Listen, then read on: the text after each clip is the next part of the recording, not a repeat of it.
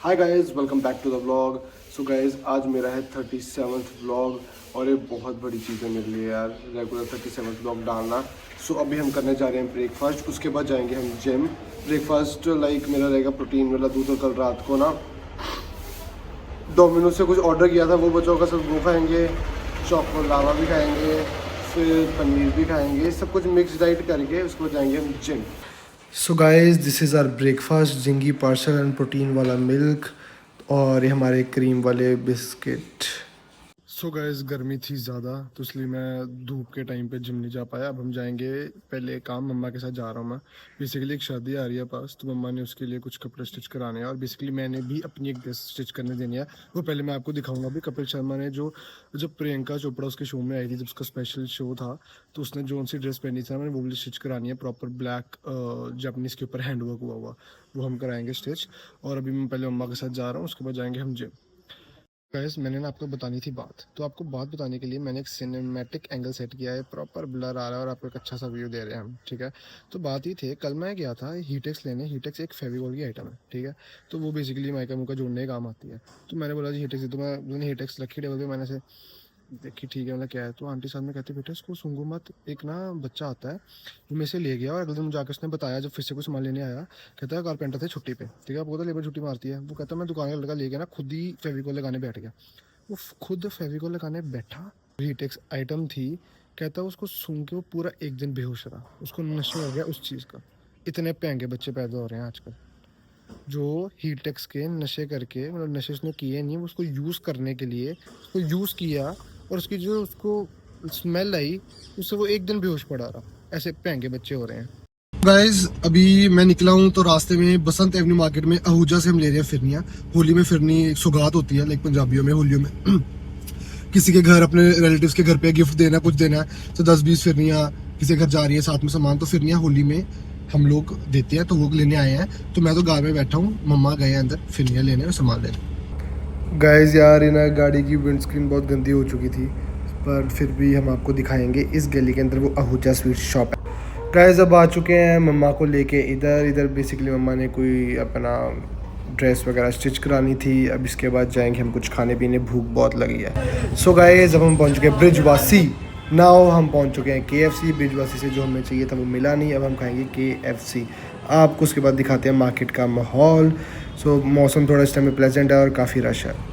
So guys, मैं अपनी photo खींच रहा था पर अच्छी आई नहीं, आपको शोरूम में दिखा देते हैं। इधर से लोअर वगैरह देखने थे। दादी जी, हाँ पुੱਤਰ ਤੁਸੀਂ ਅੱਗੇ ਅਟੈਕ ਮੋਡ ਤੇ ਕਿਉਂ ਆ ਜਾਂਦੇ ਹੋ? ਪਿੱਛੇ ਇਮਾਨ ਨਾਲ ਢਾਲ ਲਾ ਕੇ ਬੈਠੋ, ਕੈਮਰਾ ਦੇਖਦੇ ਹੀ ਐਕਸ਼ਨ ਆ ਜਾਂਦਾ ਤੁਹਾਡੇ ਅੰਦਰ। ਇਹ ਕੈਮਰਾ ਆਨ ਹੁੰਦਾ ਨਾਲ ਹੀ ਐਕਸ਼ਨ। ਫਿਰ ਇਹ ਜੰਗ ਲੱਗੀ ਪਈ ਹੈ, ਕੀ ਚੱਕਰ ਪੈ ਗਿਆ? ਕਰਾਓ ਰਾਜੀਨਾਮਾ ਜਾ ਕੇ। ਰੱਬ ਨੂੰ ਪਤਾ ਕੀ ਰੱਬ ਨੂੰ ਪਤਾ, ਉਹਦੀ ਮਰਜ਼ੀ ਤੋਂ ਬਿਨਾਂ ਕੁਛ ਪੱਕਾ ਨਹੀਂ ਹੋਇਆ ਜਿਵੇਂ ਕਰਾਓ ਰਾਜੀਨਾਮਾ ਸਾਰਿਆਂ ਦਾ ਹੋਇਆ ਦੇ ਵਿੱਚ। ਲੈਣ ਮਰਨ ਨੇ ਲੜਨ ਮਰਨ ਦਾ ਵਾ? ਹੋਰ ਠੀਕ ਹੈ, ਲੜਨ ਮਰਨ ਦਿੰਦੇ ਆ ਫਿਰ। ਹੋਰ ਦਾਦੀ, ਤੁਸੀਂ ਵੀ ਜੰਗ ਦੇਖੀ ਹੈ ਨਾ? ਤੁਸੀਂ ਕਿੰਨੀਆਂ ਜੰਗਾਂ ਦੇਖੀਆਂ ਨੇ? ਮੈਂ ਦੇਖੀ ਹੈ, ਇੱਕ ਤਾਂ ਚੀਨ ਦੀ ਜੰਗ ਦੇਖੀ, ਚੀਨ ਦੀ? ਬਾਟ ਵਿੱਚ ਲੱਗੀ ਸੀ ਮੇਰੇ ਖਿਆਲ ਠੀਕ ਹੈ, 62 ਦੀ ਚੀਨ ਦੀ ਜੰਗ ਦੇਖੀ। ਗਏ ਹੀ ਲੜਨ। ਉਸ ਤੋਂ ਬਾਅਦ 70 ਦੇਖੀ, 70 ਦੀ ਜੰਗ 70 ਦੀ ਜੰਗ ਪਾਕਿਸਤਾਨ। ਪਾਕਿਸਤਾਨ। ਠੀਕ ਤੇ ਹੈ, ਹੁਣ ਤਾਂ ਤੁਹਾਡੇ ਨਾਲ ਹੀ ਵੇਖਣ ਨਹੀਂ ਹੈ। ਉਸ ਤੋਂ ਬਾਅਦ ਉਸ ਤੋਂ ਬਾਅਦ ਦਰਬਾਰ ਸਾਹਿਬ ਤੇ ਅਟੈਕ ਹੋਇਆ, ਉਹ ਦੇਖਿਆ ਸਾਡੇ ਘਰ ਦੇ ਉੱਪਰੋਂ ਨਹੀਂ ਗੋਲਡ ਵਾਰ ਟਾਈਪ ਹੀ ਹੋ ਗਿਆ ਨਾ, 8 ਦੇਸ਼ਾਂ ਦਾ ਤੇ 8 देश इंक्लूड हो गए। इंक्लूड हो गए वर्ल्ड वॉर। अभी ना जंग की बहुत बातें चल रही हैं यार। अपना मानना ये है, अमेरिका बदमाशी करता पाया ना यार। अमेरिका किसी को रोक रहा है कि भाई तू परमाणु बम ना बना। जो कितनी सारी कंट्रीज हैं, सब के पास परमाणु न्यूक्लियर बॉम्ब्स हैं। अगर अगला भी अपने आप को न्यूक्लियर पावर बनाना चाहते तो तेरे को क्या प्रॉब्लम है? पाकिस्तान है, इंडिया है, अमेरिका है, रशिया है, चाइना और कितने देश, इनका मुझे पता भी नहीं है, जो कितनी हैं जो न्यूक्लियर पावर है। अगर ईरान भी बनना चाह रहा है, ये तो वही बात होगी ना, सपोज करो कि मैं अपने घर च कोई काम करना पाया तो सामने वाला बंदा बोले तेन मैं करन नहीं देना, तू नहीं कर सकता। चलो भाई, मैं क्यों नहीं कर सकता? मैं करना है यार, वो अपना करना पाया। फिर बंदा खलो जाता भी अमेरिका, मैं नहीं करन देना, तो जो करना ही करना, मैं होने नहीं देना। बदमाशी है ना, जिससे मुंह उठाया, जंग लगवा दी, यूक्रेन की पड़वा दी, ठीक है।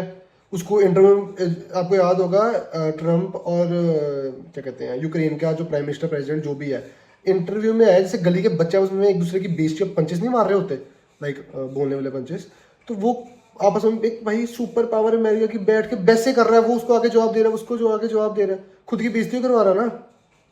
ऊपर से कल सारे कहीं पे आया था Trump is going to be died, die die die, क्या है ये। ऊपर से जो ईरान है, 8 कंट्रीज ना इन्वॉल्व है अपना इस जंग के अंदर, 8 वर्सेस 1 ऑलमोस्ट। ईरान अकेला लड़ रहा है, चाइना उसका दोस्त है, रशिया ईरान का दोस्त है, कोई सामने आके कुछ बोल ही नहीं रहा। वैसे रशिया कह रहा था जी कि अपना अमेरिका को मैं ऐसा कुछ बदमाशी करने ना दूँ, वो उसके दोस्त के साथ ही मतलब जो कर रहा है, कोई बीच में बोल नहीं रहा।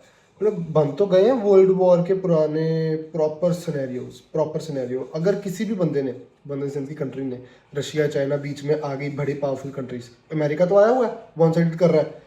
अगर ईरान का दोस्त जैसे रशिया चाइना अगर दोनों इकट्ठे खड़े हो गए जी ऐसे है जी, हम भी सामने से शुरू कर दें तो प्रॉपर वर्ल्ड वॉर हो जाना।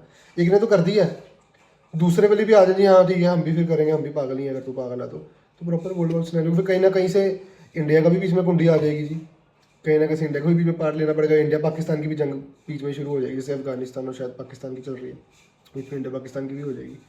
इस इलेक्शंस में अमित शाह ने प्रॉपर अपनी मैनिफेस्टो में पार्लियामेंट के बीच में प्रॉपर बोला था कि भाई इस 5 साल की टर्म के अंदर ना हमने पाकिस्तान ऑक्यूपाइड कश्मीर आज़ाद करा देना है, ठीक है, और हमने उसको इंडिया के नक्शे में मिला देना है और पाकिस्तान के नक्शे से हटा देना है कि हम कैप्चर कर लेंगे प्रॉपर पाकिस्तान ऑक्यूपाइड कश्मीर को। ये उनका इस 5 साल की टर्म का टारगेट है, तो उसने मैनिफेस्टो में प्रॉपर पार्लियामेंट में बोला हुआ है। तो शायद उसके सिनेरियोज बन रहे हैं, और अगर ये हो जाता है, ये सिनेरियो हो जाए, तो फिर जो इस साल की सर्दियों की ट्रिप लगेगी, या माइट भी अगर जल्दी हो जाए तो गर्मी होगी, तो वो पाकिस्तान ऑक्यूपाइड कश्मीर की ट्रिप लगेगी। सो वेट फॉर दैट व्लॉग। जून जुलाई में अगर ये हो जाता है तो हम उधर जाएंगे और व्लॉग बनाएंगे, travel vlog. So guys I hope आपको व्लॉग आया होगा बहुत ज़्यादा पसंद। So please do not forget to like share and subscribe and hit the bell icon, and subscribe का बटन तोड़ दो, लाइक का बटन टेढ़ा कर दो। बाय बाय, मिलते हैं कल।